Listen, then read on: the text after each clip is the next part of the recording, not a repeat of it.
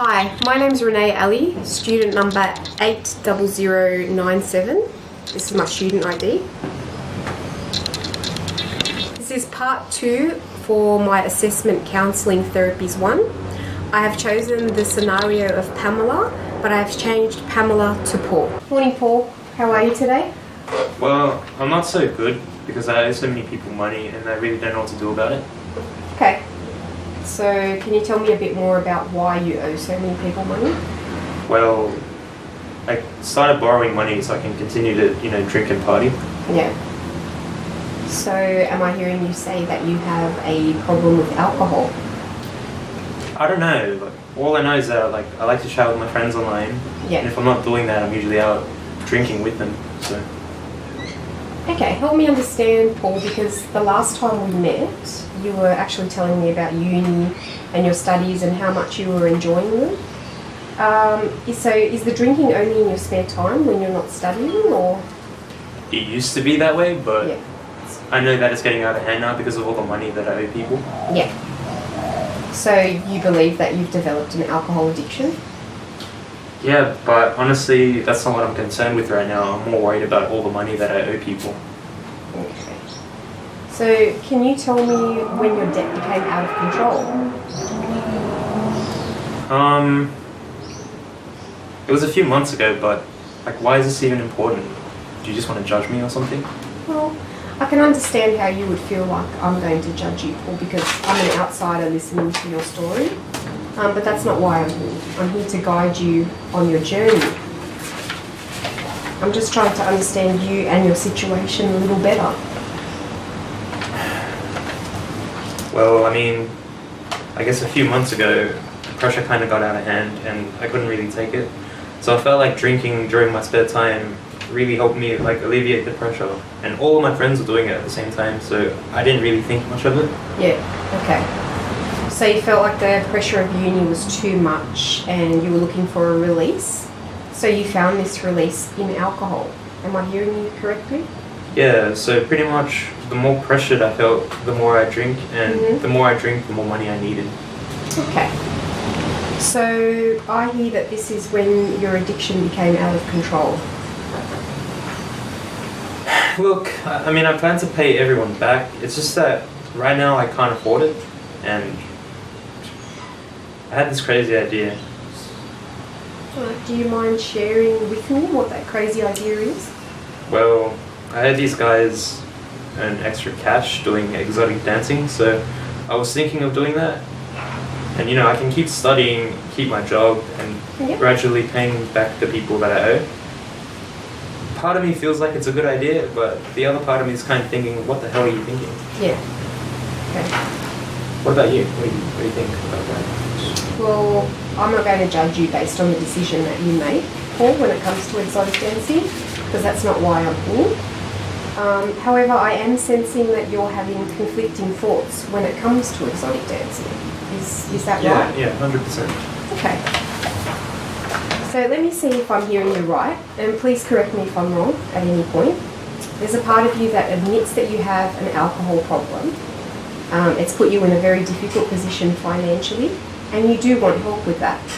The other part doesn't really care, you just want to pay off your debts and be done with the whole situation. Is that right? Yeah, but I guess what I want most is really to be sober. Okay. Well, let's see if we can explore that together further. I would like to try an experiment with you that will focus on your addiction in the present moment. I'll explain to you how the experiment works, Paul, and then you can tell me whether or not you feel comfortable with going ahead with that. Okay. Yeah? Okay. So you notice that we have an empty chair here. Yep. Okay. Well, the first chair will represent your positive internal critic. The second chair will represent your emotional side. This is what we call the empty chair technique. The reason we use this technique is to explore two sides of yourself in the present moment. It usually brings clarity to your current situation. So do you think that's something you would feel comfortable with trying today? I don't mind. Yeah? Alright, so take a seat on the positive internal critic side. And to begin, what I want you to do is to speak to your emotional side as your positive internal critic, what would be the first thing that you would say? Anything? Anything at all? Well, it would be... I'd ask why you're doing this and why you're ruining your life. All you do is drink, and I just want you to stop and get your act together, you know? Like, yeah. exotic dancing, like, what are you thinking? Great work, Paul. Excellent. So let's repeat that. If you could switch chairs for me. Sure. Now you're going to be speaking to your positive internal critic from your emotional side.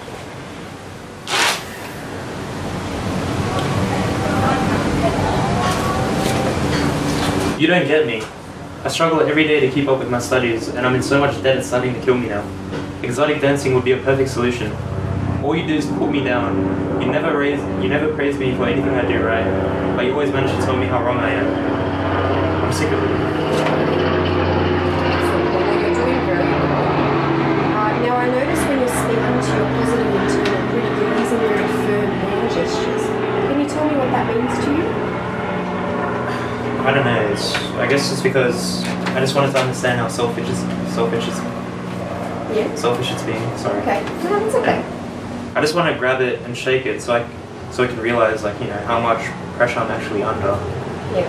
And I mean, I never really wanted to do exotic dancing. It's just I don't see any other way out of the mess. Yeah. Okay. So you want to grab and shake your positive internal critic to make it understand how your emotional self is feeling. Yeah, because it frustrates me, and you know, it thinks it's so perfect, and it wants everything to be perfect. But yeah. you know, it's the real world. That's impossible. Okay. So I completely understand where you're coming from, Paul. Do you think that you're ready to respond to your emotional side? There's no rush, Paul, honestly. You can take as long as you like, yeah? Sure. I think I'm ready. Yeah. Okay, switch chairs then for me, Paul. It's sort of like musical chairs, isn't it? So yeah. like getting you up and down like a ping pong ball. That's all right. Alright, whenever you're ready, Paul, you can begin. Well...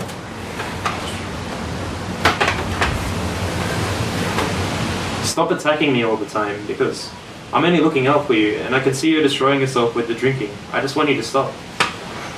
I just want the old Paul back. No one else cares for you the way that I do, and you constantly stuff up, you're constantly making bad decisions, and I just want you to stop. Yeah, I noticed when you were speaking then, Paul, you had your arms crossed towards your chest. What does that mean? I don't know, I guess I'm just trying to protect myself from being attacked from the emotional side, you know? Like, yeah. I feel like it constantly yells at me, and it never really takes in what I say. Yeah. And when it does, it takes offense by it. So that makes me edgy, and it makes me feel like I need to drink more. Okay. So what can you do with your hands right now so that you feel like you're standing up to the other side and you feel like you're in control of you? I guess I can, you know, push my hands away like I'm fighting back. Yeah? Yep. Okay. So what would you be saying while you're pushing your hands away from your body? You know, don't be ridiculous. I just want you to do the right thing, because you're worth so much more than this. Like, I want you to stop trying to ruin my life by using any old excuse to drink. Okay. So you feel like your emotional side is trying to ruin your life based on the decisions it forces you to make sometimes? Yeah, and it acts on impulse most of the time. Like, it doesn't really think things through, and Yeah. it just starts making the silly decisions. For example, the drinking. Okay. Now remember that your positive internal critic has just pushed the emotional side away. Can you express to me why that is? I suppose it's because it knows that the emotional side is silly, and it recognizes that alcohol is a problem. It knows that exotic dancing, you know, is a joke. Yeah. You shouldn't do that. And, Okay. Alright, cool.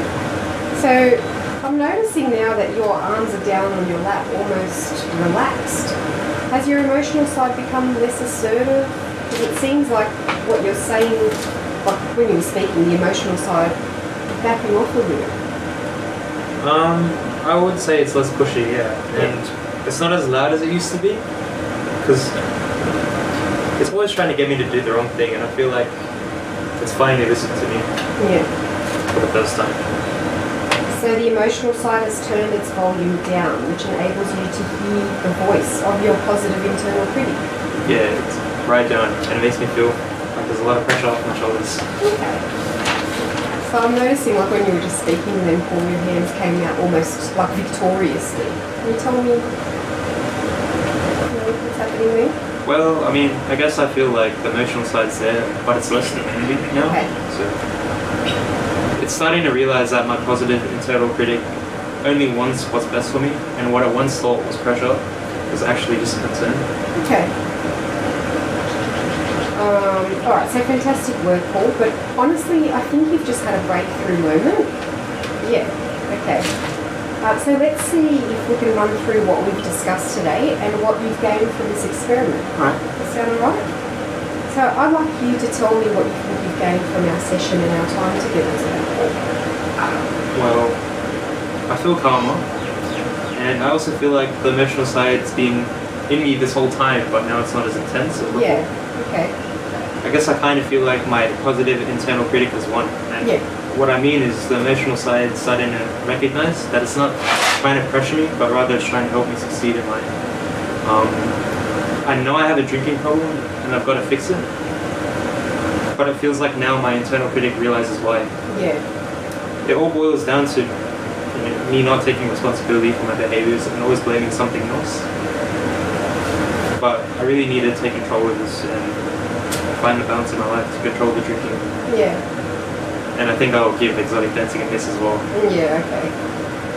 So, Paul, I want you to focus on the present moment. Do you notice how this experiment has helped you feel more relaxed inside? It's allowed you to hear the voice of your positive internal critic, and you were able to come to this whole conclusion without any alcohol at all. That's so true, you know, I didn't actually realise. Yeah. I feel kind of strange Sorry, now. I just dropped my pen. So just grab that. I feel kind of strange now that you pointed that out. Yes. I can't remember the last time I did that without alcohol. Yeah, it can be a little bit overwhelming at first, can't it? Yeah. Look, the more you practice this with yourself, the easier it will become to tone down that emotional side that constantly pushes you to make decisions that you don't want to make. I don't know if I can do this by myself though, because I'm a little nervous that I'm going to fail. Okay, well, trying is not failing, and I want you to remember that, Paul. At least if you give it a go, you know, it's a step in the right direction. And I'm glad that you were able to gain some clarity during our session today. But I'd like to make a recommendation, if that's okay with you. Sure. Okay. I'm happy to continue our sessions together. However, I want you to work on your sobriety first, which I think is most important to you and your current situation. So I feel it's appropriate for me to give you a referral to a drug and alcohol counsellor, as I do not have the expertise in this area. Would that be something that you can be comfortable with me going to organise? I could try that. Yeah? Okay. So it was lovely to see you today, Paul. And you know, I really enjoyed our time together. But I'll get you to wait over in the waiting room for me, and I'll go ahead and organise that referral. It may take a few minutes because I need to run everything by my supervisor first. Is that all right with you? Sure, that's fine. You've got a few minutes? Thank you for listening to me. No worries, thank you. Thank you for listening to my session. I will now move on to my discussion. Firstly, the reason I chose to use empathy and unconditional regard with Paul is because he is a client that is feeling vulnerable. He also feels as if he's going to be judged by me. By me showing him unconditional positive regard, I am creating a comfortable environment where Paul won't feel judged and he can open up to me with his story. The reason that I chose the empty chair technique with Paul using his positive internal critic was to explore the two sides of Paul in the here and now. Paul's emotional side, which was the negative side, was always pushing him to make bad choices, not allowing his positive internal critic to come through. This technique allowed Paul to give a voice to his positive internal critic and be able to tone down that negative emotional side. By Paul practicing this technique with himself on a daily basis, it will assist him in making the correct choices. It will also help him deal with pressure. Okay, it allowed him to gain clarity on his situation and understand why he makes the choices that he does. We are attempting to figure out what drives him to drink, and in Paul's case, this was pressure. However, my main reason was for him to see and admit that he has a substance abuse issue, as he initially came to counselling about other issues, ignoring his core problem. I feel the reasons Paul came to counselling were overlooking his alcohol addiction. Through this technique, we brought those main issues to light. I believe the techniques I chose were good and received the desired outcomes. The empty chair technique allowed Paul to see that he has an issue with alcohol and how to attempt to contain his impulsive decision-making, which leads him to drink. It allowed him to see that within the current moment. Nearing the end of this technique, Paul became more positive about himself and his situation. By using the technique of empathy, I am allowing Paul to feel understood and unjudged by me. In turn, he feels more compelled to open up to me with his current issues. Paul was able to share with me his idea of exotic dancing and also his financial difficulties, which showed a level of trust between client and counsellor. I do believe I could have been a little more genuine with Paul. I felt like our session was rehearsed. As his counsellor, I felt like I could have done more for Paul, but I must realise that I am not there to advise him, I am merely just a guide. I do believe that Paul requires a referral to someone that specialises in substance abuse counselling, as I do not have the expertise to deal with his core issue. I believe discussing a possible referral with my supervisor and explaining my reasons behind this would be the best option for Paul. Thank you for listening.